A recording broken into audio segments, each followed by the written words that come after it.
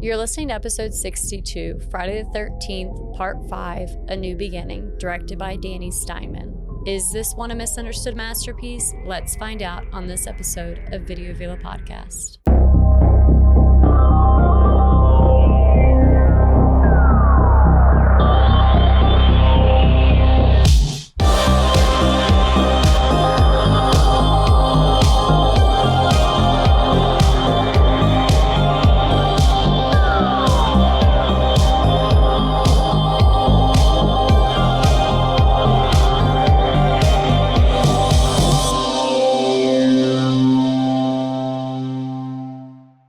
So how could you do Friday the 13th, the date, and not do Friday the 13th, the movie? Well, that's the thing is like when we started to do this, because this is what we've been doing lately for the most of the last couple of Friday the 13th, we've been doing a Friday the 13th movie. But I keep on thinking like in my loop, my mom always goes, it's that time again. It's that time. Every time I would wake up in the morning, she would be like, it's that time again. When like, I don't want to go to school, Mama. I don't want to hear that's that time again. But like, that's what's playing in my head when we go to record another Friday. I took a while to get to it, but. You're fine. Yeah, my favorite Friday the 13th are the ones that fall in the fall. Yeah, I mean, it's true. I mean, this one's kind of. It's the whole vibe. Is it summer? Is it actually summer now? It's June. Okay. I think maybe this, like summer equinox or solstice, whichever one it's called. I think it's like in a few days if it hasn't passed already. Yeah, so, I don't know. I mean, we're right at that cusp. Yeah, I mean, I would say this is summer because, you know, sometimes like when you're like, you know, it's winter outside, but it's actually not winter. It's still like the end of fall and crap like that. Well, that's like, I always forget that the fact of like autumn exists because it's like summer, fall, winter. So where does like autumn? Autumn's fall. Yeah, I know. But I feel like they're two different things. I think they're just two different words that mean the same thing. Yeah, most likely. I just act like autumn doesn't exist. It's just fall. But yes, we are finally back to do a new episode. And this one is going to be Friday the 13th, part 5, which there is a huge fan base for this one out there. Like we said in the title, is this a misunderstood masterpiece? I don't know. Well, let's find out. Wait till the end of the video and see what we have to say about it. But yeah, this one, for the longest time, this one has been stated to be the worst one out of the entire franchise. I don't know. Some people will say it's because Jason's not the actual killer in the film, but I don't really think that's the reason why, because to be honest, we still get a killer that's pretty much is Jason, and he acts like Jason in the whole entire time in the movie. I mean, you don't really, if you've never seen it before, you just assume it is Jason. Yeah, I think if you're ignorant of the franchise, then yeah. Which is funny because that's the crazy thing is a lot of the movies at this time were very popular, but there were so many people. I watched interviews after interviews after interviews with people signing on to do the movie. And they're like, yeah, I didn't even know anything about the franchise. Or like what's called, I've never seen not one of them. Or I don't know anything about the Friday the 13th films. But they were so popular. It's coming in my head is like, how could you not know? This is the 5th one in the franchise and you don't know anything about the last 4+ years of films? Like, yeah, I mean, before I met you, I never saw any of the Friday the 13th. But you knew what they were. Yeah. That's the thing. Like, some people are just like, I don't know what these films are. I'm like, what do you mean you don't know what these films are? Well, yeah. I mean, I really like Halloween and have always really liked Halloween, meaning like the time of the year. Yeah. So I feel like with that comes, like, even if you don't watch these films, like, you know about them because people, especially like watching them during that time of the year. Yeah. I mean, the only thing that I can think of is the fact that, okay, 82 is really when we start getting the major movie rental stores in the U.S. I mean, there was some based in the 70s, but that wasn't in America. But like the big boom started like at 82, 83. And that's when you were able to actually start renting film. Maybe that was just the fact that like maybe some of the older generations just hadn't started actually renting movies. Because I mean, you had VHSs, but their main purpose was just to record off a TV, you know, like from the 70s and up, like 76 or whatever. But that was the main purpose, just to record off a TV. And these movies, if they didn't play on TV, you didn't see it. If you know what's called, if you didn't see in the movie theater, you didn't see it until like the rental market blew up. So I'm guessing that's the only thing that I can think of, like to tell myself like, well, maybe these people just weren't big avid renters. You know what I mean? Yeah, or I mean, some people just don't like scary movies, so they just like don't keep up with the times of horror movies or slasher films, stuff like that. Because I would say like, okay, I can agree with that one because I will say Freddy was a very big icon. I would definitely say, even though for the Friday the 13th franchise is my favorite, I will say Freddy was probably more popular. Yeah. And I mean, you could probably say Freddy Krueger and someone would know what you're talking about. But if you said Jason Voorhees, somebody, the average person on the street might not know who you were talking about. Yeah, I feel like Pennywise is kind of up there too, though. Well, that's now. I'm talking about like back then. Yeah, true. Because when did the first It movie come out? Early 1990. But the book been out since the 80s. But the first, Tim Curry's installment was 1990. Yeah, gotcha. But yeah, I mean, well, actually, to be honest, like, because that, what was it, 84, I think was the first Nightmare on Elm Street. So, I mean, Jason got a head start before everybody. You know what I mean? Well, yeah, but then you also have like Halloween and Michael Myers. Well, yeah, I mean, Halloween, Michael Myers was the original. Yeah. You know, I mean, like, he was the first, but still to get that sequel did take a hot minute to get that sequel. Yeah. But yeah, I mean, like this one, and I also, that's funny, like this one too. Okay, I got my NECA figures here. This is the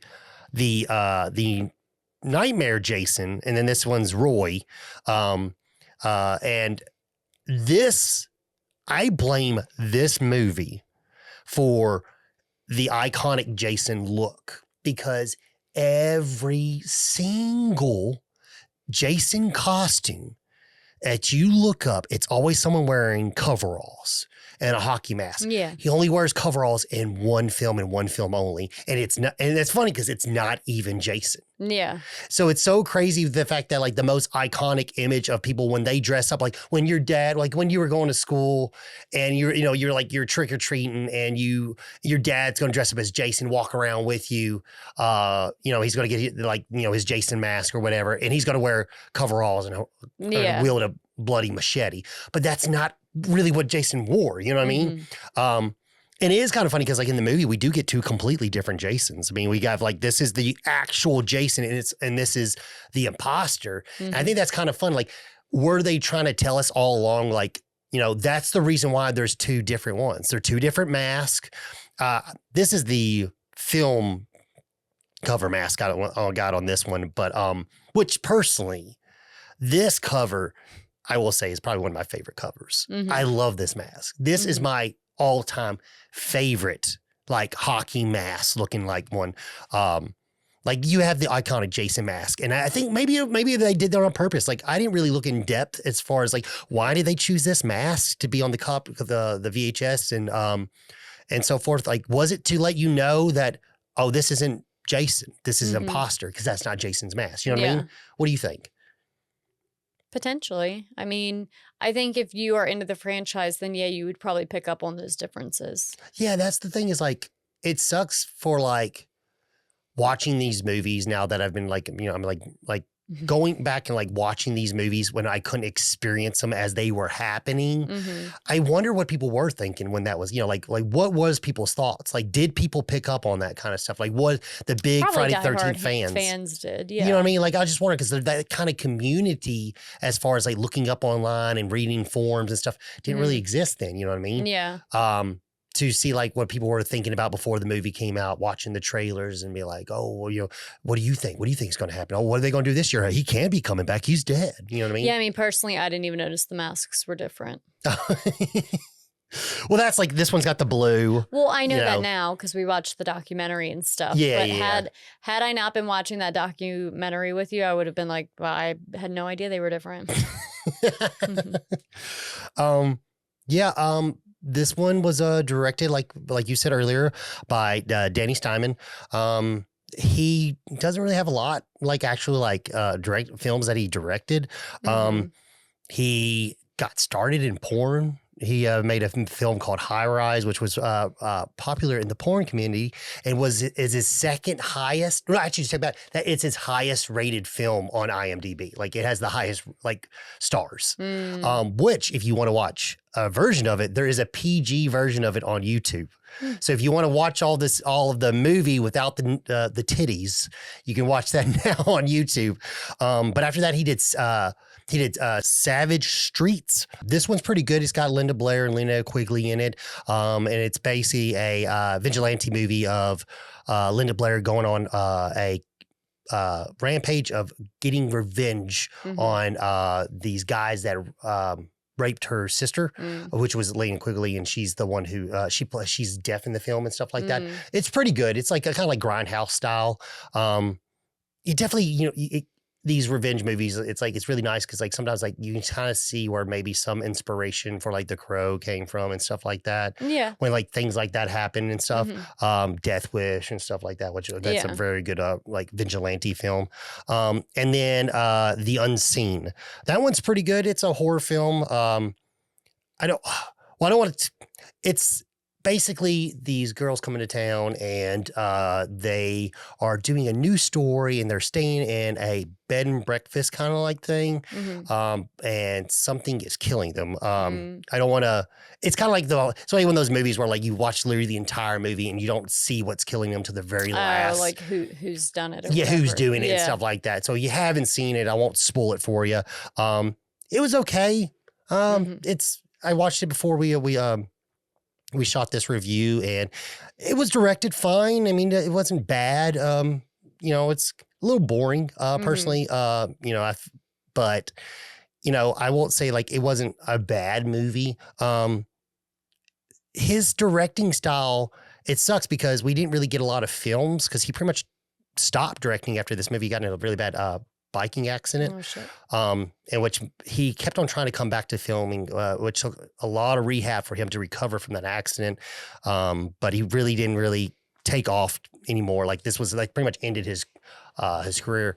And he passed away around like 2013, I think it was, or 2012, like right after they shot some scenes for that Crystal Lake Memories documentary, that one that we were watching.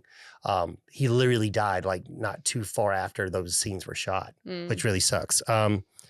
But this movie, it's been said to be like the sleaziest one. Like when people want to complain about slasher movies with like tits and ass and kills, I mean, this one you could use as the blueprint of that. Like it literally is a bona fide just set them up, knock them down slasher.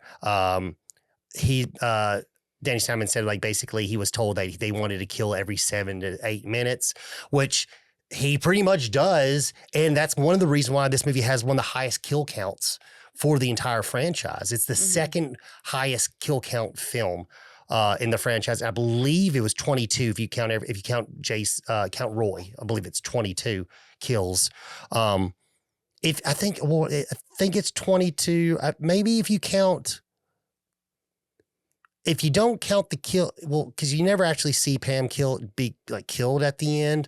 You just hear her scream. I think if you count that one, I think it's 23. But my math might be wrong. But I think I counted 22. But yeah, it's crazy because he actually ended up getting this movie. He actually signed off to do House on the Left. Part 2. And that was the film that he was signing on to do. And they ended up basically didn't have the full rights to it, so they couldn't do a sequel to it. So that fell through. And then they added him to the Friday 13th franchise. And when he came onto the franchise, at the time, they were using an old script that was originally wrote for part 3. And they were kind of bringing it in and reviving it a little bit. And that one was written by Martin Kretosser or whatever. And he basically came in, kind of just like rewrote most of it. They brought Corey Feldman back. He was supposed to have a bigger role in the beginning of the film, but at the time he was shooting Goonies. So they only had him for like one day. And that's why we have that little intro sequence and so forth. Which is funny because this is the 5th film, and this is the first time we really don't get a flashback from all the other films. Remember how all the other ones, it started with the intro? Yeah, I mean, I guess you don't necessarily get a flashback, but I feel like this one picks up in a pretty like clean way. No, I agree. Yeah. I agree. It just was like, well, this was the first one we didn't see. We didn't see Alice. We didn't see. Yeah. We didn't see Jenny. We didn't see. There wasn't any like overlapping. It just picked up. Yeah, pretty much. Yeah. Just picked up from that dream sequence. Mhm. But yeah, that was what that's all they had to basically shoot with Corey.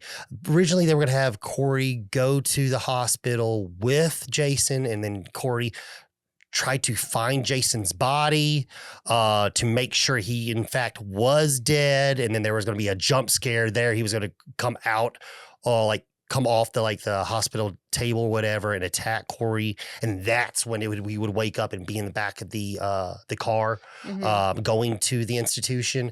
But clearly they couldn't do that because at the time Corey Feldman said he was like recording 6 days a week for the Goonies. And this was his one off day. So and his multiple documentaries complained was like saying that he worked like 14 days straight before he had an off day, which I get it. I mean, he's little and I'm sure like being a little kid, it sounds fun, but I'm pretty sure it does kind of suck sometimes working on movie sets and shit. Yeah, it's a whole job. But it's also crazy the fact that, like I said earlier, that this movie has the most kills, but it has some of the least amount of gore. Yeah. I mean, literally, like every single kill is either a cutaway or just a stabbing. We don't really get to see any real fun kills like in 4 or like in 3 or even 2. You know, a lot of those kills were cut now due to time and these awesome like Scream Factory box sets and stuff. We get all to see that remastered and put back into the film. But it's crazy because like they had like 16 scenes that the MPA told them they had to cut. And that is the reason why we don't see a lot of gore in this. Like all 16 scenes, they either had to completely strip or they had to trim. Go ahead. What you were to say? Yeah, I will say, like, for being the film with the most kills, it was very mild. And also, like, the jump scares were pretty, like, mild as well compared to past ones. Yeah, I think that's because there's a lot more comic value added to this. And I think that's the reason why some of the jump scares don't really work because what's happening when someone gets killed, there's usually something slightly funny happening to make it not so serious. Like when Joey dies, he's being ridiculous. He's got chocolate all over his face and he's just, and when Vic hits him with the axe, it's more comical than like scary. I missed the comedy part. But yeah, I mean, that's just how I feel those scenes were shot. Yeah. And it's funny because some of the scenes where they had the choice either to cut back on the gore or strip away from the nudity, Danny Steinman cut back the gore because he wanted more nudity. Yeah. Which kind of is funny and makes sense because from his porn background. Yeah, you know what you know. And it's funny too because like there's a lot of things like there was a whole full blown. I'm talking about real softcore porn sex scene in the film. Like I'm talking about like full blown to completion. And that was completely taken out of the film. And apparently it was that day on set, like it was very unpleasant for the people that were doing it. Debbie Sue, which was Deborah Voorhees, but at the time she was going by Debbie Sue. She was saying like that was like her first like nudity scene she had done in a film. She hadn't really done a lot of acting up to that point because she was previously she was a playmate. I don't think she ever had a centerfold because I couldn't find anything of that. But like she was a playmate at the Playmate Mansion. Yeah. Playboy Mansion.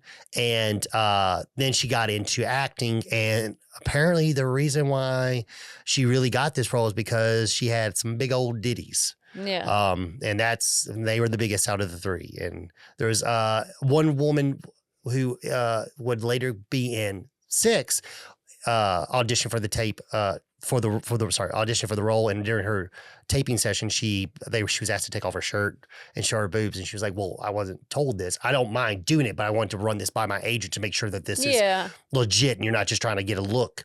And she was told like almost, she found out the day after, like, yeah, you didn't get the role. And apparently Danny Steinman was not the best to work with. He wasn't too nice to the actors. He was kind of like a really, really aggressive. Yeah. He didn't really give a lot of direction for being a director and stuff like that. So this one was not as fun as the previous ones. Yeah. Like Steve Miner was just, everyone said he was just fantastic. And he did a great job. Same thing goes for Joseph Zito. I mean, a lot of people said he was great to work with. There was, just one incident that was an issue, and we talked about that in our, part 4. If you haven't seen that one, go check that one out. That one's another good review when we did on part 4, which is one of my favorites, hands down. But yeah, they like that one too. He said like that they offered part 5 to Ted White to return his role as Jason because he did such a good job, and he turned it down. Which they also offered 6 too, and he turned it down again. And he said was one of his biggest mistakes in his career. He really wished he would have went back and did the rest of the franchise. Because I mean, he would have at that point, like that was before Kane Hodder wasn't even in talking to play Jason yet. And Kane Hodder goes down as being the most iconic Jason because he's played him the most, you know. But yeah, they got Tom Morga, who was a stuntman working with Dick Warlock. And that they knew he was one of Dick's boys and he was going to do a really good job. And also Dick Warlock, kind of recommended him. He's like, no, this guy's good. He'll do exactly what you want him to do. He's a great stuntman. So he got the job. I think he does a great job as far as Jason goes. I think this Jason's very good. I have no complaints as far as the actor playing Jason. He's a little on the slim side. I think you even said that. It was like you thought he was a little on the slender side versus the ones we had seen before. Yeah, I mean, he's still very, very tall. He still has like the typical Jason height to him. But yeah, in the barn, he was looking very slender. Yeah, maybe because he was wet from the rain and stuff like that. Maybe. Yeah. But yeah, I think he did a great job. Oh, yeah. But yeah, I mean, that's a lot of cool. I mean, there's some other stuff with it throughout the movie I'll talk about. Is there anything that you wanted to say about the movie before we talk about the back of the box? No. All right. To the box. Jason is back, hockey mask and all. He's up to his old maniacal tricks in Friday the 13th, Part 5, A New Beginning. This time, he seems to have set his sights on the young patients at a secluded halfway house. And more than a few of his teen targets end up in half, in quarters, you name it, Jason does it. This is the 5th scary installment in Friday the 13th saga. If you like the first 4 and think you're up to getting back on Jason's bloody trail, you'll love Friday the 13th, Part 5, A New Beginning. All right, why don't you start us? Yeah, so as you previously mentioned, the movie kicks off with a dream sequence that Tommy is having. So he is hiding in the bushes. These teens are essentially grave robbing Jason's grave. And he's watching from afar, meaning Tommy's watching from afar.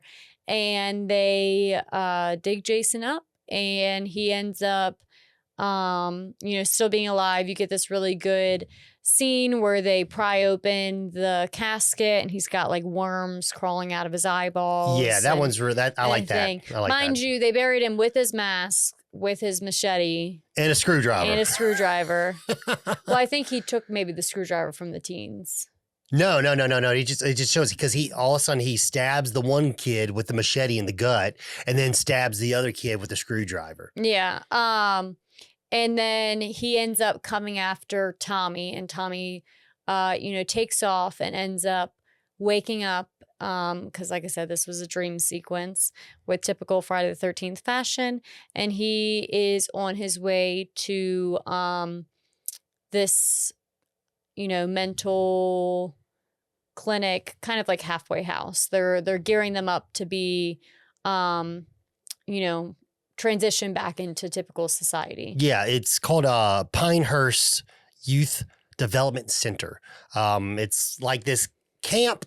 Well, because it's not a camp, but it's like it's technically an institution, and it's troubled youth who've had either abuse issues, PTSD, some psychiatric. psychiatric, psychological issues, suicidal tendencies and stuff like that. It's basically getting them on the right path so they can re-enter society and kind of let them get over their trauma. Yeah. Which is funny because with that being said, we learn nobody's backstory except one, and that's Joey. But with all that said, we don't get to learn anything about any other characters. We also don't learn Joey's until like the very end. Yeah, pretty much. Literally the end. Exactly. But it's funny because like literally there's no dialogue between, others. Them talking in private. No. You get a little bit between, what's the couple that's sitting on the couch watching TV? It's, is it Brianna and, no, Robin and I forgot the kid's name. Yeah, but they're sitting there, and the only little insight you get is he says, we've been here for a while, haven't we? And that's kind of it. Robin and Jake. It was Robin and Jake, yes. And Jake makes the comment of like, we've been here for a really long time. But other than that, you don't get insight into anybody. No. It's pretty much just like, it is one of those things that like I said earlier, there are so many kills in this film. Most of the film is just kills. Yeah, it's just one after another, and then the end. Pretty much, really. Literally. There's very little, and I mentioned this to Logan, after watching it. There's very little substance to the film. And it's funny because... There's substance surrounding Tommy. Yeah. And Jack, whatever, the first. Jake. Yeah. Or Joey. Joey. Then... The one that gets the chocolate boy. Yeah. A little substance around him, and then that's it. Yeah, and it's funny because, like, as you watch this film, if you're really watching it for the kills, you really have nothing to complain of. Yeah. Because, I mean, you're exactly, if you're watching it to see some titties, you have nothing to complain about. There's plenty of titties on the screen. Even that, I felt like there wasn't a whole lot. I mean, that's just me. I don't know. Well, here's the thing is, I think the fact is there's scenes with like nudity that just doesn't technically need to be there. Like we don't need to see the girl take her shirt off and put on a nightgown right before she gets in the bed. We don't need to see the girl looking in the mirror going, it's showtime, and showing her flashing herself, her titties. Yeah. The sex scene makes more sense. Yeah. But I mean, it's like we see her boobs for a lot. Like a lot. I mean, when she gets killed, she's naked. Yeah. So, I mean, like, you can definitely tell, like, they really focused on that. While as the previous films, it kind of made more sense. Like, oh, they're going skinny dipping. Yeah, that would make sense to take your shirt off. Because, and like, on like part 4, everyone's going skinny dipping. Even the guys, you know what I mean? I think maybe it's just the fact that, like, the nudity just really just comes out of nowhere, maybe. Mm-hmm. And I'm not saying I agree with that. I'm just saying when people complain about it, maybe that's what they're complaining about. Yeah. I don't know. But yeah, Tommy makes his way to the institution, and we meet Pam and Matt. They're the 2 adults that basically running the show. It's cool because now there's some things in this film that I really do like. Like I like the flashback scenes that it's a different Jason. Mm-hmm. I like that to let you know this was the Jason that he met, that he saw. You know, that was the Jason that he murdered. You know what I mean? I really like that. They have they have that green shirt and the pants that really does fit the old Jason, same mask. And I also, this is the reason why I brought that. This is another scene that I really like. When he goes upstairs and Reggie scares him with the spider or whatever, and then he scares Reggie by wearing that mask. It's his mask that he was wearing in the beginning of part 4. Yeah. That he wears and tries to scare that guy that comes in. The hiker, yeah. And I was like, that's so cool that you really tried to, like bring in the older stuff to make it somewhat relevant. You know what I mean? Like, well, yeah, because that's who Tommy is. He was a kid that was interested in making scary masks. Yeah, and it's funny because it's like, even though he has no lines in the entire film, pretty much. I think he only has like 24 lines total. Yeah, I mean, I think that's the whole point. He's pretty much like mute, I guess, because all that he's gone through. Exactly. And the thing is, like, that makes sense that he's not talking. The actor who was playing Tommy, he actually went to an institution for 6 weeks to get prepped for the role, to kind of get in the mindset of what's a kid who has went through some traumatic events, what he would be doing, and kind of judged how to act based off of everybody else that he saw, you know, and he lived it for 6 weeks. He lived in there. So, I mean, it's like, I will say, like, I like that aspect of this film. I like the fact that, you know, they bring back the mask stuff, even though he doesn't talk. So we don't get to him talking about the mask, but they're there and it's a little wink. So that's nice because, you know, so many years have passed since, you know, because Tommy was like 10 or something when that happened. You know what I mean? Yeah. So, as you mentioned, he gets the institution, he meets Pam and Matt, and gets shown his room where he's unpacking, and Reggie scares him. And he scares Reggie back with the mask. And then the police arrive because 2 other attendees were caught having sex in Miss Ethel's yard or woods or whatever. And then you get introduced to who Miss Ethel and her son are, because they are neighbors to the facility. It's funny too, because right before, like, you hear the ambulance coming and stuff like that, and Reggie's like, "Gotta go. There's action." Yeah, like kind of like this has happened before. You know what I mean? Like, he knows what to expect. Because like Reggie isn't a patient there; he's just there because his gramps works there. Yeah, he's the cook. His gramps is the cook for the institution. So he just gets to just run around and do whatever. Yeah, and so we get to meet Miss Ethel and Junior, and that's the thing is, like, Miss Ethel, she's hilarious. Every time she's on screen, she's cusses like a sailor, and she's just wild. It's funny because it's just hilarious, like the things that she's like. Well, she's like a feral person. Yeah, I mean, she's all freaking just filthy and dirty. Yeah, and then her son Junior is just an idiot. Yeah, you know what I mean? It's funny because, like, there's so, and also, like, this movie has a lot of characters. There's, like, I mean. Yeah, and I think that's also another reason why they probably kept it all surface level, is because, like, I mean, you don't really need to know any of them because they're just going to die anyway. You know what I mean? And I think that's why they keep it so surface level, because there's so many, and it's like, I mean, we're just going to kill them all. Yeah, I mean, it's mostly about Tommy. Yes, exactly. I mean, it's funny. Like, I will say this film I like aspects of it, but with Tommy, the only one I can really compare this to that has such of an impact as far as character development is part 2, when you get the whole psychological part with Jenny and stuff like that. We don't really get that in this one. But I think if you trimmed out some of the characters and we got a little bit more dialogue, we could continue that. You could continue that method. Yeah. And see more deep development in Tommy's psyche and stuff like that. But with all the kills they end up doing, you don't have time for it, like you said. Yeah.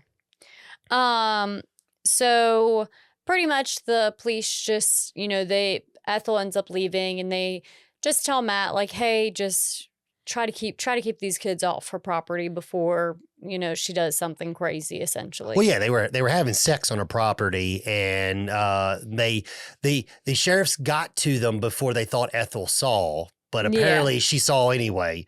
And she's been complaining because she's like, I get these damn loonies off my yard. What it's called?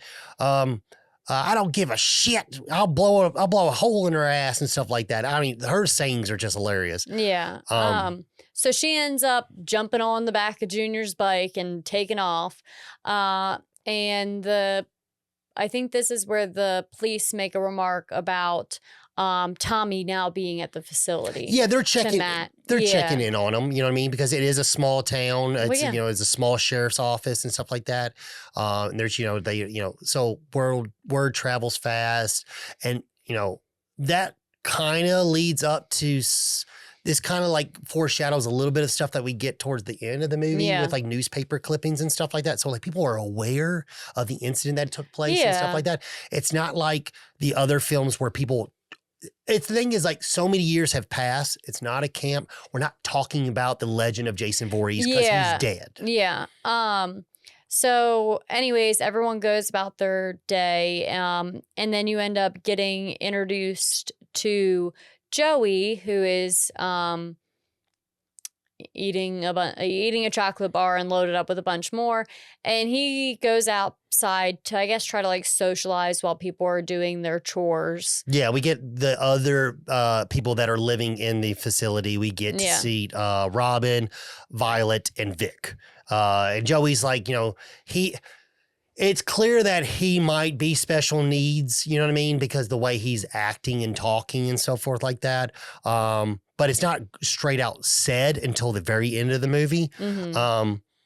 I mean, there was a little bit said about, I think there was a little bit that said when the ambulance shows up to take his body or whatever.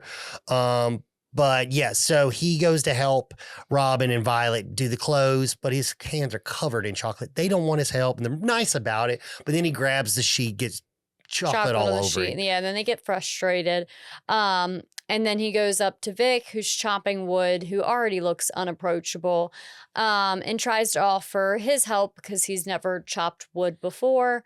And Vic ends up just getting so annoyed with him that he axes him to death. Yeah. So now the cops are back. That's the thing is like, it just, once again, you have no character development for this character, Vic. Yeah, you just meet this guy, Vic. He's already irritated, and then he just chops up another guy. And I mean, he goes to ham, like he chops him up with the axe and cuts his arm off. Yeah. And so then the ambulance gets called out and they end up, they have the sheet over him. They go and inspect the body. And that's where you see like his arm is completely just laying on his chest. Yeah. Which is probably the goriest scene in the entire film, to be honest. And this is when the one ambulance driver, literally just is blowing bubble gums like, bunch of pussies. It's like, what do you mean bunch of pussies, dude? Yeah, and then you get a zoom in the other I think he's an EMT or is he? Yeah. Mm-hmm. Zoom in his paramedic, face. Yeah, paramedic. And he has this maniacal look, and I mean, you'll find out later. But which is funny because like, once you find out what happened at the end of the movie, like they let you know. They tried to let you know what was going on. Oh, I mean, I noticed his face and was like, oh, he's probably going to be a killer. Well, that's the thing is like when I first watched it, I didn't think that. Oh, I was like, why else would they zoom in on his face looking like that? Because it's like this movie, this one reminds me of like remember Scooby-Doo? And the thing that always made me mad about Scooby-Doo, the only way you could guess who the person was is who was on screen the shortest amount of time. That was not the gang. That was the person. Yeah. They didn't ever give you hints. That was the whole funny gag at the end of the episode. Is like, oh, of course it was that guy that you saw for 6 seconds at the first 2 minutes of the episode. You know what I mean? It wasn't the fact that they gave you hints. This movie, they're giving you tons of hints. Yeah. But they haul his body away, and now it cuts to nighttime. We see like 2 greasers on the side of the road. The car broke down. And there's these 2 guys. I don't know, I think it's Vinny and Pete. They're trying to work on their car or whatever. And they're just being really, shitty with each other. One's like, all right, you get this shit box running. I got to go take a shit. He goes into the woods or whatever. And like I said, these scenes are just, there is no real true major setup. It's just it's just one after another until the final chase or scene. They literally just he goes in the back of the woods to take his shit or whatever, and his buddy that's working on the car gets a flare to the throat. Yeah, which I like this scene. This is a good kill for me. I personally think is one of the better kills in the film. We come back and he sees his body laying on the hood and whatever, and he doesn't notice that he's dead. And then he gets in the car and he's like, all right, man, I'm gonna kick your asses and start working. And this is like the funny, all this rat-a-tat-tat, like all this, why is he acting so jumpy? It's almost makes me think, did he just go back to the woods to do some coke? And now he's all hopped up on coke, and that's why. He was already like that when the scene started because he's antsy to go see some girls. I don't know. It was just really it just seemed like his character when he came back from the woods was a completely different character versus the character that went into the woods. Oh, I didn't notice that. But yeah, so he ends up getting his throat slit. Yeah. Which unfortunately we get a zoom cut into his eyes and we actually don't get to see his throat get slit. Yeah. And then it zooms out and you just see the red mark.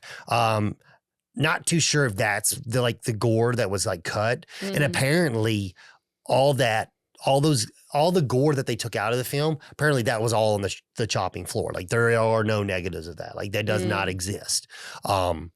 It's just like, it's not like it could even be restored like in part 2 or something like that. Like, or like in part 4, there's extended, you could see cuts, the extended cuts of each kill or whatever. That just does not exist for this film, unfortunately. But yeah, so we end up seeing the 2 killed. Now it is the next morning, and we see Tommy basically waking up from a dream and having a flashback where we keep on hearing the dialogue, die, from part 4. He wakes up of a sweat, gets up, tries to get his pills, takes his pills, looks into the mirror, and there's Jason right behind him. Yeah. That's a good jump scare. I will say that was really well done. And like I said, it looked good. Personally, I like it's fun because that is the last time he saw Jason, and that's exactly how he looks. It's not this, like I said, it's not the Jason who's going around killing people as we see now. Yeah, I will say the jump scares didn't get me for this one like they usually do. And I'm someone that is very easily jump scared. Well, yeah, time. I will say yes.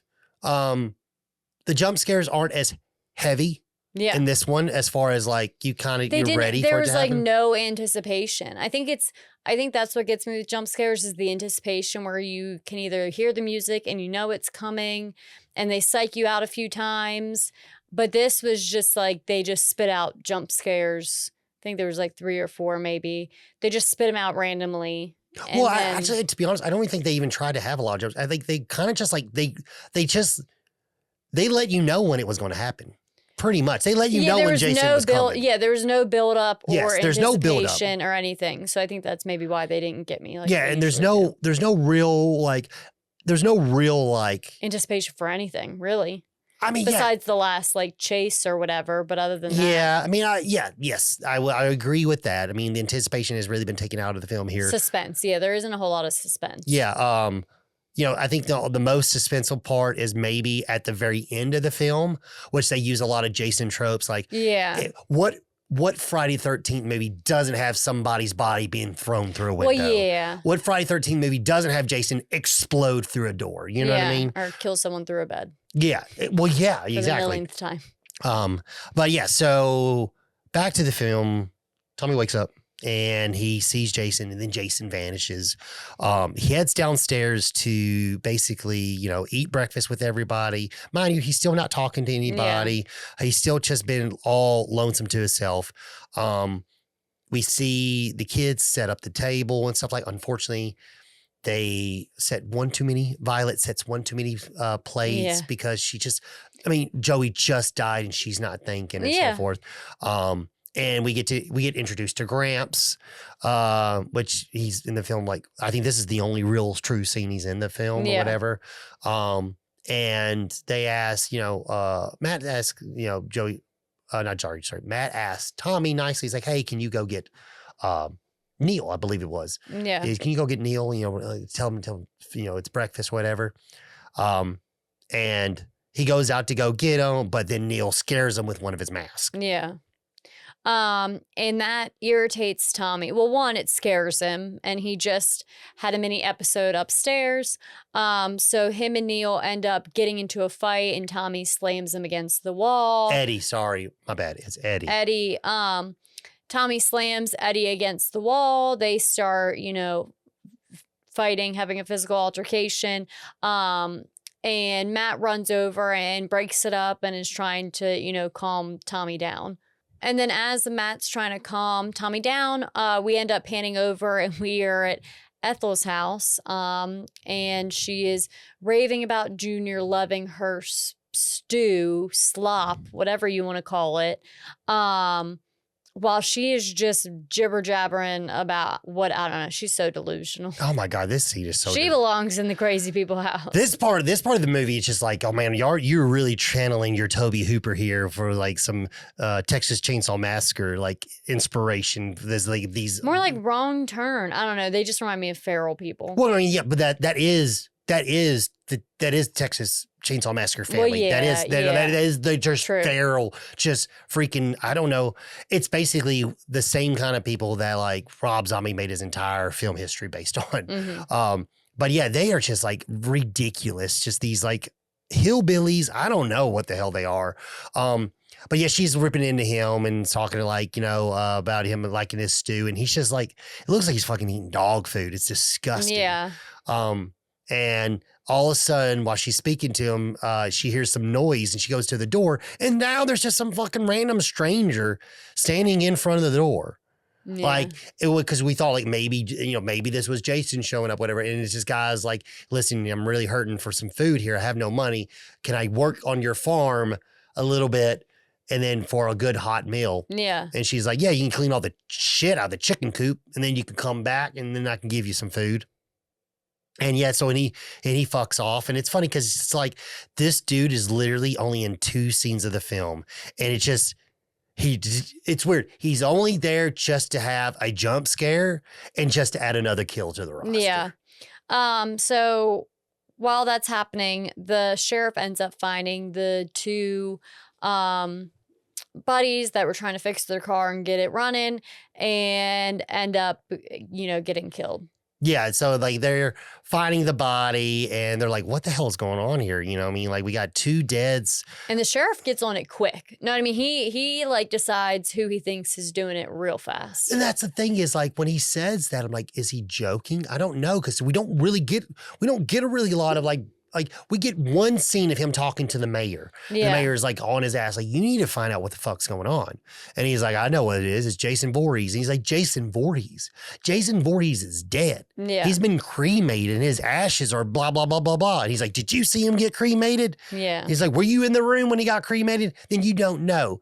And which that's another scene, like, it's kind of like, it's funny, if that is true, if Jason really did get cremated, and that's the story where we're going with. When it comes to 6 and we get zombie Jason, doesn't really make a lot of sense when they bring him back to life. Well, also, he wasn't cremated because, it was a dream sequence, but, well, that's the thing you never see. Well, like, that's the thing is. You don't know it's a dream sequence. So exactly. Did he? Yeah, no, I get what you're saying. Yeah, you know what I mean? And that's the thing is like, if that is the story, if that's what they told the public and that's what everyone is like to believe, it is funny when you get 6 and he's not cremated. Yeah. They get his body out of the grave and the lightning pole strikes him and he gets brought back to life. So after we see the sheriff, looking at the body and so forth and trying to figure out who's doing it, which we have the little funny scene where he says something. Roy's like, you talking to me, Sheriff? It's like, what? No, Roy. He's like, oh, I thought you were talking to me. Like, why would he be talking to you? Well, and once again, it's like, they're kind of setting it up. Yeah. You know what I mean? They're kind of setting it up because he's being very weird. Yeah. But now we cut back to, we see Billy. Billy was the guy who was basically in the institution vehicle, whatever you want to call it, the transportation vehicle. And he was looking at the porno mag or whatever. Yeah. Really pervy kind of guy. He has gotten off a long shift and he's going to the diner to pick up his girlfriend. Yeah. So, he lets her know that he's there. She's cleaning up to close out for her shift. And he decides to partake in some party favors in the car and do some blow. However, Jason comes up and kills him.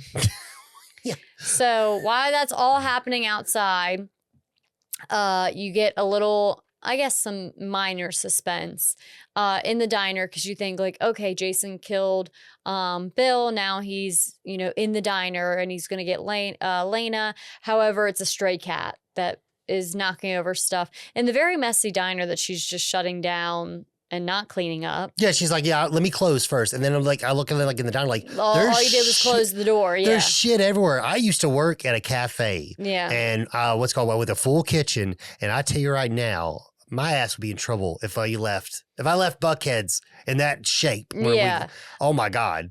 So she and the cat go outside. She shoos the stray cat back outside, and jumps right in the car to leave with Bill, and notices that he's not in the car. And then she kind of leans over and sees his party favors, and Jason ends up coming up and killing her too, essentially. Wait, well, you gotta stretch out a little bit Well, longer. I'll let you get the details. Well, no, like, so yeah, like, That's how my brain works. Bill takes first off, he does a couple lines, and when he's done, he just makes this like, it's like so.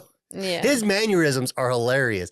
But yeah, he ends up getting an axe to the top of his head, which apparently the stuntman who played Jason, he's like, I'm used to doing stunts like this, but typically when you're hitting somebody, you're hitting something off the screen that looks like you're hitting something. You're actually not hitting something. And apparently the prosthetic looks so realistic to him, he actually got nauseous from doing this scene because it felt so real, like he was actually, hitting someone with the axe. So he's dead. And, yes, we get Lena in the bathroom. She's getting all ready, showing her tits in front of the mirror and stuff. She's got her nice, wherever they're going, clubbing or whatever, outfit on. She gets in, sees the coke, rubs it on her teeth and stuff like that. And she's like, I don't mind if I do.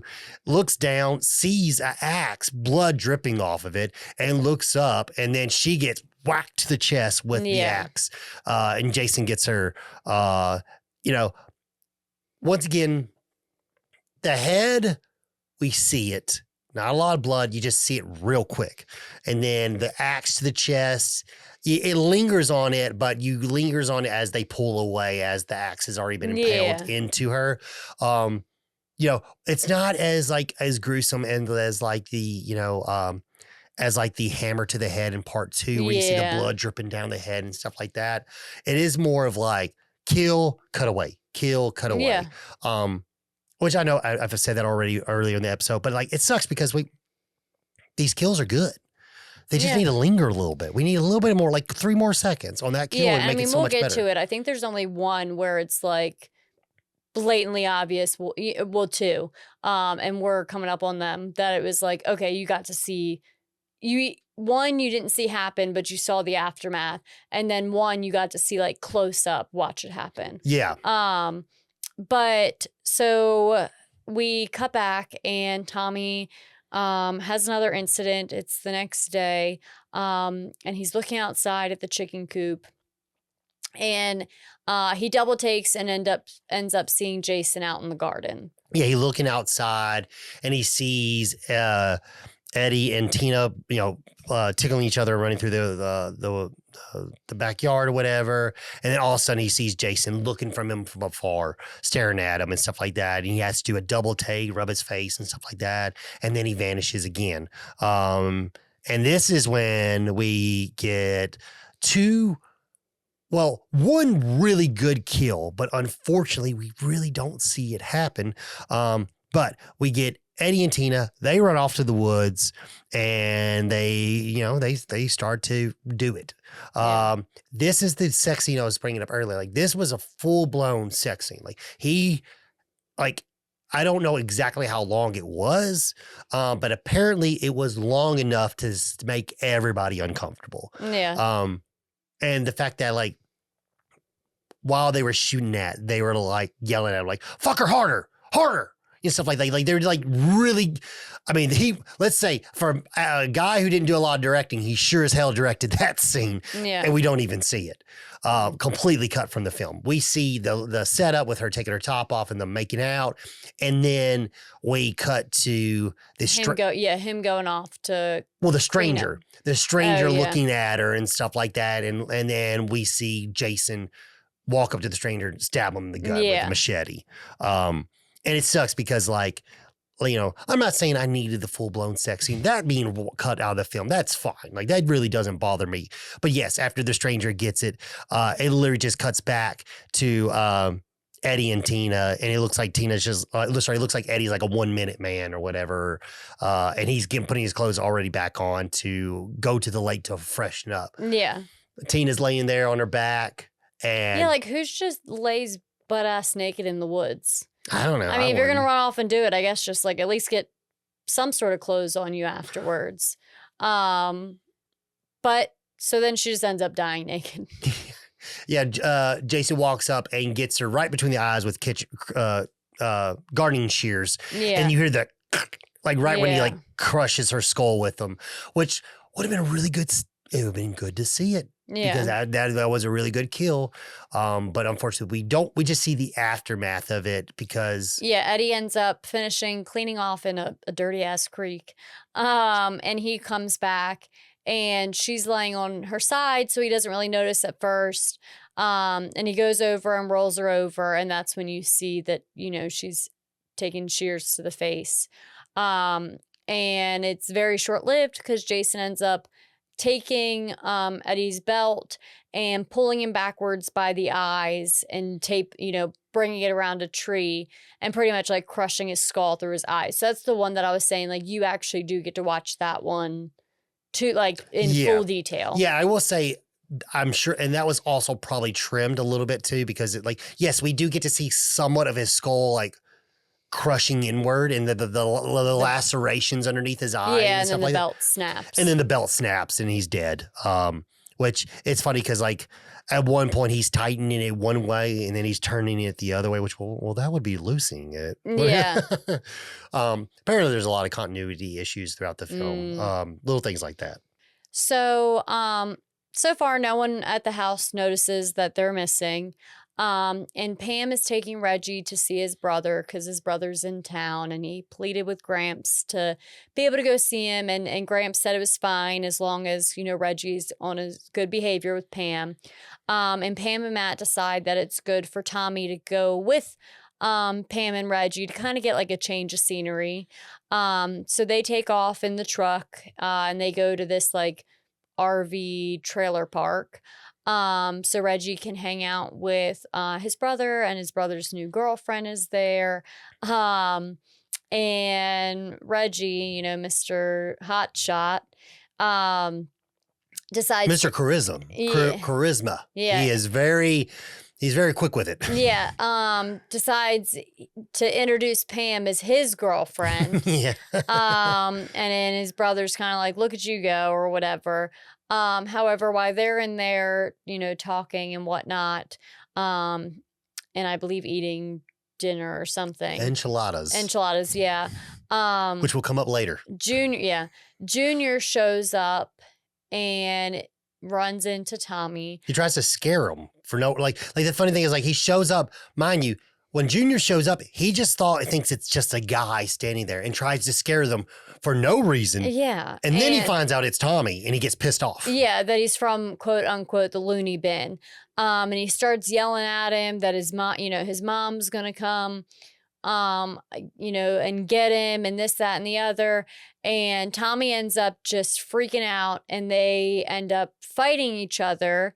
And Pam ends up seeing what's happening and comes over and intervenes once again. And Junior loses his marbles, gets back on his bike, and is running circles around Ethel's house on his dirt bike. Tommy beats dog doo-doo out of him. Yeah, so he got beat up. So now he's like losing his marbles because he got beat up and he wants his mama to do something about it. And I guess at some point in time when he was through all those other mental institutions, they taught him how to do karate because he's fucking the things he's doing. It's like this isn't Tommy. Tommy. This isn't a normal fight. Like he's fucking like doing literally karate on. Nonetheless, Junior is running riding his dirt bike in circles around Ethel's house while she He got me, Robbie. He got me. Yeah, just oh my God. Completely asinine.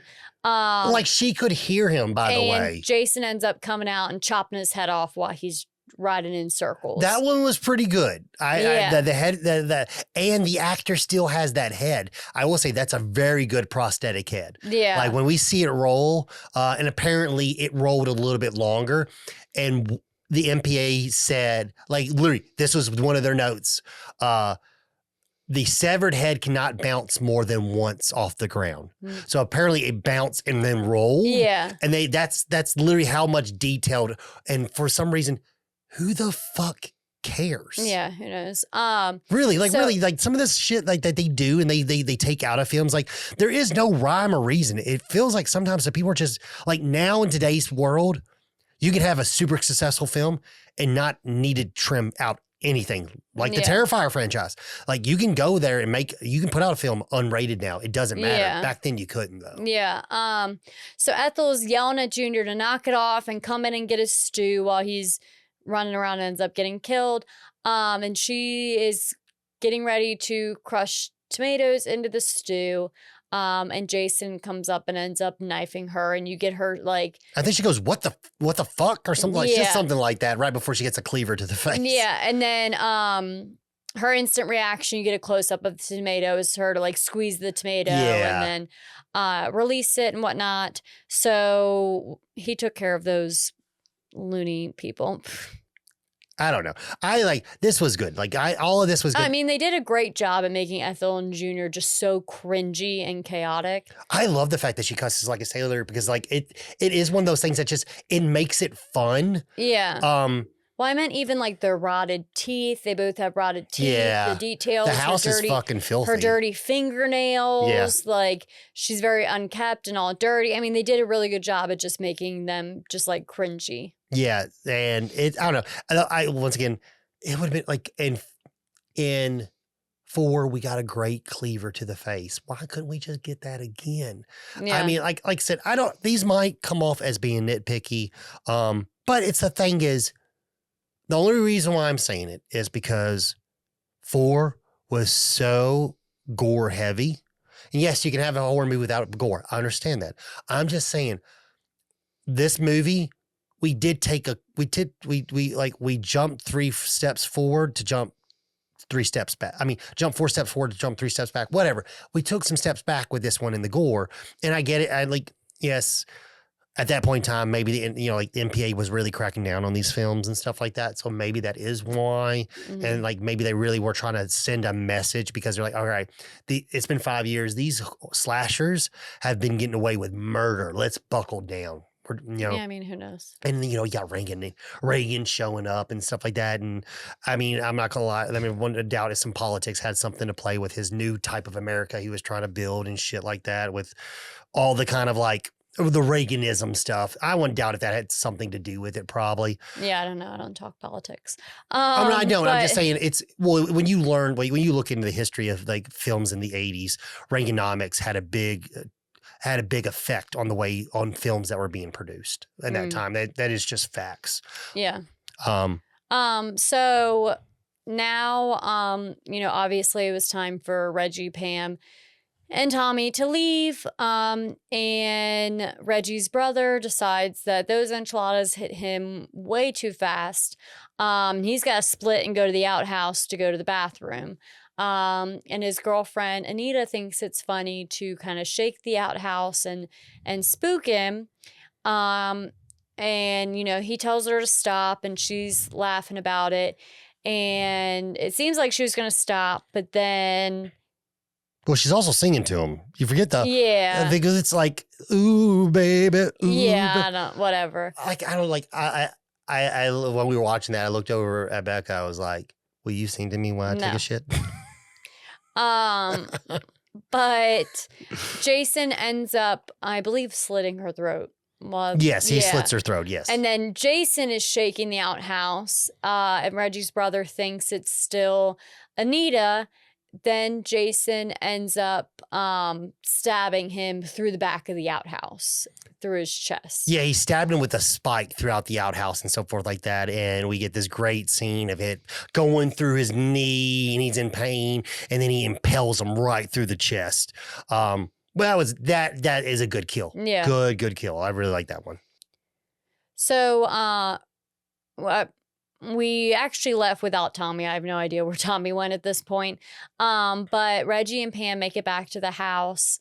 And when Pam and Reggie get there, everyone's very panicked because Eddie and I forgot her name. There's Tina. So many different names. Yeah. Tina haven't made it back, and Matt went out looking for them. No one's come back, and now it's storming, and everyone's really concerned. So Pam pretty much tells everyone to, calm down, go inside, and she'll go look for everybody. Yeah, and Tommy didn't come back with them, so Tommy's done run off too. Yeah. And she just, she's like, I'll go back out and look for everybody. Reggie, you need to go to bed. Yeah, it's your bedtime. So while Pam... Also, Gramps is missing too. Yeah. Apparently. So while Pam is out looking for everybody, Jake and... I can't remember, Robin. Jake and Robin are sitting down on couch watching TV. And Jake makes a statement to Robin about how they've been there for a very, very long time. And he's got like real like feelings for her. He also has a stutter. Yes. And Robin is so rude and just like laughs in his face, essentially. Well, first off, it makes it sound like she's actually listening to what he's saying, but she's too busy focusing on the movie they're watching. Yeah. And then when she kind of like snaps out of it, she's like, you like me? It's like, is that funny? Yeah. Is that funny? Being a just mean bitch. Yeah. So Jake ends up going upstairs and going in Violet's room because he wants someone to talk to because he just got rejected. And Violet says she's busy, although she's literally just listening to music, dancing around her room. That's literally all she's doing. She's just popping and locking and doing the robot, which just makes me think of that one video that I showed you where it's the Mexican guy doing, "For Jesus Christ, my Lord, I love you," and he's popping. I think mine was more spot on. Well, then tell them what yours is. I don't know if any of you guys have seen. I think it was Vine originally, or maybe just YouTube. I don't know. The goth people dancing under the bridge. We'll put both. Yes, clips the here. rave video. Yes, that's what that reminds me of. But she was like learning. She wasn't, at their level yet. But yes, so he ends up, I guess, just going to bed. I don't know. Well, no, what happens is he goes in there to talk to her. Well, I know he got rejected. Yeah, again. and she rejects him and pushes him out. And when she goes back out in the hallway, that's when Jason gets him. Yeah. He gets another cleaver to the face. Yeah. And Robin ends up getting ready for bed. However, she is sleeping topless, which I know some people sleep naked or whatever. But so she ends up climbing onto the top mattress. And once again, like past Friday the 13th, she ends up getting stabbed through the bottom of the mattress. Yeah. Like I said, this movie. But not until she rolls over and sees Jake in her bed dead. Yes. The slash to the face, and she rolls over, screams, and sees him, just like in one, to the blood to the forehead. What? And then the stab. This one, it's nice, but or like you got in part 2, or was it 3? Shit. I can't remember if it was part 2 or part 3. Now, all the kills kind of just blend together. But with the pitchfork through the stomach and the back and stuff like that, or the spear through the back and stuff like that. So we're you just coming up with different ways to like show similar kills again or whatever. Oh yeah, literally just repeats kills essentially. In Pretty my opinion. much, yeah. So that leaves now Violet and Reggie in the house. Reggie is tucked away, snoozing downstairs. And now Violet is in her room still getting down to her music. Popping and locking. Yeah. And Jason ends up sneaking into the room and, choking her out up against the wall, and then stabs her right in the gut. So apparently the original kill, which they shot, but like I said, all this stuff was on the editing floor and they didn't save any of it. It was just completely just taken off the movie and thrown away, basically. He was going to pick her up and then take the machete and slice her between the legs up. They shot it. There's some behind the scenes with her in her sweatpants, and her all her entire thighs are just covered in blood. Yeah. So they actually shot the scenes, but they just completely just took it out of the film, and then they reshot the just stabbing in the gut. Yeah. So Reggie ends up waking up and doesn't really realize where everyone's at. But he goes to go check on Tommy. And he opens Tommy's door and sees Jake, Violet, and Robin all dead on Tommy's bed. And he starts to become frantic, and he runs out in the hallway and gets scared and spooked from seeing Pam. And he can't really get his words out. And she's like, what is it? What is it? What is it, Reggie? What is it, Reggie? And she's like, Tommy's room, Tommy's room. She goes in and you hear her scream. Basically, she, is terrified seeing the dead bodies. She's like, all right, we need to get it somewhere safe. So they scramble to run out of the house. they get down to the foyer or whatever, the entryway. Reggie ends up falling over. Jason then busts through the door. Yeah, just explodes through the door. Like Yeah. the door literally blows up like there was a freaking C4 behind it, and he just steps in, which is funny because it's just like, okay, maybe old Jason could have did that. I don't think Roy, no offense, but spoiler alert, you know, it's Roy, but I don't think Roy would be able to just bust through a door like that. Yeah. So they end up running and they find an ambulance and they go to get help. However, they open the door and realize that the paramedic, I forget his name, is dead in the driver's seat. Yeah, he's the guy from earlier that was Roy's partner. Yeah. The other ambulance driver. So instead of trying to steal the ambulance, they just keep running, but now have separated. And this is where Pam comes across. Well, Reggie's fast. He's much faster than Pam. Yes. And Pam ends up coming across Matt, and he is taking a road stake to the head. This was the second kill where I was saying, like, you actually got to see, like, exactly what happened. You didn't get to see it happening, but you got to see the end result. It was pretty gory. Yeah, I'll give it that. It looked good. It looked good. So he's stapled to the tree, whatever, by a road spike. So now they just keep running and running and then crossing paths with Jason and then running. Well, she makes her way back to the house. I know. That's what I'm talking about. Like, it's just that cat and mouse. Yeah, she makes her way back to the house. And the thing is she runs back to the house, shuts the door behind her. Honey, the other door's busted wide open. Yeah, and is yelling for Reggie. Reggie's long gone. Yeah. And she walks in through the kitchen and then bam, right through the window comes Gramps. Yeah. And his head's been crushed and thumb holes are in his eyes. Yeah. Which would have been cool to see. Unfortunately, we don't see it. So then she takes off outside, and Jason's right on her tail. And, you know, she keeps doing the cliche scary movie run where she's like looking backwards, looking forwards, ends up falling over, doesn't even try to fight back. Yeah. Jason's towering over her. And here comes Reggie busting through the barn doors with a tractor. Yeah, tractor, bobcat, whatever. Yeah, he's on the tractor. tractor. We saw it earlier in the film. Early in the film, Vic was driving it. I think it looked like apple trees or something like that. He was driving it while they were pulling up. So Reggie's on the back of the tractor, comes plowing through and hits Jason, which that's all real. He actually that was Jason actually got hit with the tractor. Something actually got hit with the tractor. But then it shows as if the tractor like cut him partially in half. Well, no tractor. It did throw him actually that far. Yeah, but that was all one scene. But yeah, when he stands up, when it pans back over to him, when he grabs, he's all bloody. Yeah. So because there wasn't a graded hook, there wasn't a perforated edge hook. I mean, sorry, I forgot the scoop or whatever. Yeah, the scoop didn't have teeth. So. So, and like every other scary film, they don't ever make sure anyone's dead.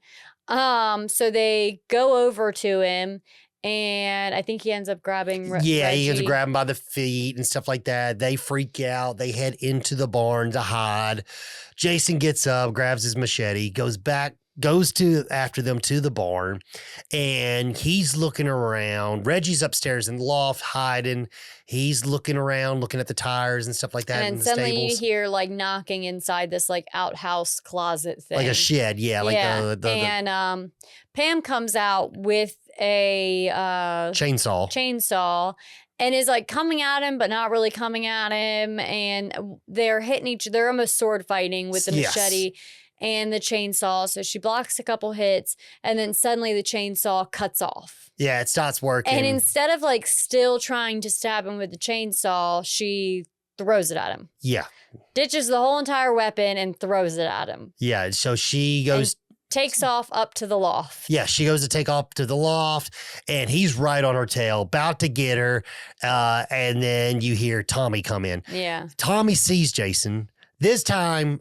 I'm assuming the reason why he was just frozen was, I take it as he was sitting there like, is this real? Oh yeah, I mean, is this one of my like episodes, visions? Yeah, or is this real? Just enough to the point where Jason gets to slice him with the machete in the chest. Yeah, so then he's laying in the hay. And earlier in the film, he's unpacking his stuff and he pulls out a pocket knife. He has that pocket knife on him. So he pulls that out and gets up and ends up slicing Jason in the shoulder and then just stands there like a deer in headlights. No, he gets him in the thigh. Oh, Remember, because he was close to the stabbed him in the thigh. yeah, femoral artery, whatever, thermal artery, whatever it's called. And instead of like finishing him off, then he takes off to the loft. What is with that? Why do people it's every scary film. Why at that point, like, I mean, I can't remember what was it? Was it the new Scream? There was one movie where it's like someone stabbed the killer and they're like, no, I'm going to make sure they're dead. And they just keep on stabbing them. Yeah. But like, it's like, really, like, come on, like, why run away? You got him. He's hurt. Finish the job. You know what I mean? Like, just go to town. Like, he, at that point, like, he tried to kill you. Might as well just try to kill him back. And if it's the same Jason, you already killed him once or whatever. So, or almost killed him. Yeah. I don't know, whatever. So they make their way up to the loft. And of course, Jason's coming up to the loft. At this point, Tommy passes out in the hay loft. And so now, like, Pam is trying to, like, she's dodge him. Well, she's hidden, and we just see Reggie. And it's kind of like that bait and switch where they're trying to get some over to Reggie. And they also tease you because they have a rope perfectly tied like a noose that they're like dancing around. Yeah. And they end up switching it up, and Pam's on the edge, but she realizes that there is some sort of like tilling tool that you would hook up to a tractor on the ground that's sitting with spikes up. It's a Howard. Harrow, whatever the hell, how you ever pronounce that, but that's what that is. Okay. So she notices that, so she's trying to find a way to like dodge Jason right when he comes for her, to send him off the loft down onto that. So she ends up being successful in the fact of like dodging him, but he ends up grabbing the loft. Well, she stabs him with like a pole. Yeah. Yeah, and that's what gets him in that way. That was causes him to fall off. Yeah. And they think he's dead, basically. And they go to look over and they don't see him there. And then he grabs Reggie and then starts dragging Reggie down with him. Pam's got the other side of Reggie trying to pull him back to prevent him from falling off with Jason. And then now Tommy finally comes to, grabs Jason's machete and chops his arm off. Then we see Jason fall onto that piece of farming equipment and spikes impale him everywhere. Yeah. And that's when it reveals that it is Roy. Because the mask has fallen off. And it is Roy that was in the Jason suit and the Jason mask. So, the ambulance come, the police come, everyone's at the hospital now. The sheriff meets Pam at the hospital. Tommy is, getting looked at because he got cut up pretty bad. And, the sheriff is trying to talk to Pam, and now Pam's kind of like mute. Yeah, so the sheriff is basically, this is when we get the dump of what happened. Joey, we get to find out Joey was sent to that home a long, long time ago. He was an orphan. His mother died in childbirth, and they don't know what happened to the dad. Well, Roy was the dad. Yeah. And apparently, for some reason, Roy, either he knew he was there or didn't know he was there and didn't find out until he was called upon to pick up his body. And that's why he's so shocked to find who's underneath that. So I'm guessing Roy... Well, he had a picture of him in his wallet. Oh, yeah, you're right. So, of course he knew. He knew it was his son, but probably just kept it a secret because his son was... different or whatever. Yeah. And he had all these articles of Jason Voorhees and, kind of like he was very interested, was very invested, especially with walking around with those. So, he plotted vengeance against the house. The thing is, though, here's what bugs me. I understand with getting back at the person who killed your son. I don't understand with you going on a killing rampage, just killing everybody. Yeah, because there's only one person who killed your son. Exactly. Yes, he is probably still alive. Yeah. So Pam has, found out that news, and like we said, now she's just kind of like mute and just is sitting there holding Reggie. Yeah, and so now after she finds out, she gets up and we see her going into the hospital room, goes to check on Tommy as he's laying in the bed. And all of a sudden, Tommy pulls out the machete that Jason had and stabs her in the stomach. And he's just, looking at her, laughing. Yeah, manically laughing. Just, yeah. And then, bam, he wakes up from a dream. So that did not happen. But Tommy wakes up, and as he kind of brings himself to, he looks at the foot of the bed, and there's Jason. The same Jason that he killed. He has the axe to his head, the cut in his skull and stuff like that. Yeah, the exact same Jason. And we slowly see it crossfade and him vanish away. So at that point, it was either he has come to terms like Jason is dead. Or some people believe that is him, because the way the movie ends, that is him becoming and absorbing Jason and becoming Jason. If at first you can think of like, okay, he's came to terms and he knows Jason is dead. He can finally rest. Yeah. But then Pam comes in to check in on him. Actually, this time. Yeah, and then she hears a crash. Goes open the door. Window's been shattered. And she's like, oh, shit, Tommy's been gone. Oh, no. But then as the door shuts behind her. Mind you, before this happens, though, Tommy gets out of bed, opens the bedside table, and has a Jason mask and a machete. Yeah, he has the Roy's mask and machete. As if he came to the hospital with those. Yeah, that wouldn't be there. Just ready to go with his wallet and there's a lot else. of things in this movie that I like that. Anyways, I haven't really brought it up because everyone already knows it. But yeah. So door shuts. He ends up, murdering Pam. Well, we hear her scream and then we cut to black. And like I said, if you count that, yes, that you can technically count that as a kill if you want to. But yes, the actual kills that we see, people dying, I think I count was 22. Yeah. But yeah, if you count her at the end of the film being killed, I think it's 23. Okay. Yeah. So what was our question again at the beginning? But that's it. Cut to black, movie's over. But our original question was, is this a misunderstood masterpiece? No. I've waited an hour and a half to say that. Okay. Just kidding, not an hour and a half. But I will add more to it. Okay, add more. Yeah. Just give me more. Give me one. Yeah, I would just say it's all very surface level. It just feels like the only substance it had was just like repeating old kills. And I do like that you get to see Tommy again. He's a little bit older. This is what has come out of, his involvement with Jason in the past one. Like I can appreciate that. However, this one doesn't seem as intricate and as in-depth as some of the past ones. Yeah, I will say, I think this movie actually, really, to be honest, I really pretty much like all of them. Really, I really do like all of them. Yeah. I had felt different about this one for a long time. But rewatching it a lot from the episode and I will say some of the gripes I had about it, I do take back. Because now as I kind of try to I don't really try to pick movies apart, but I try to look at them in a different mindset. I'm not a critic by any means. I'm just a person who likes to watch movies. And I don't know. Likes to try to be a critic. No, I don't. I do not try to be a critic. Okay. You know me. I talk very highly about movies and I give them a lot of leadway. Until you don't like them, and then you talk a lot about this, that, and the other. There's usually a very strong, for me to actually not like a movie, there's a lot of meat behind that, and there's a reason why I don't like a movie.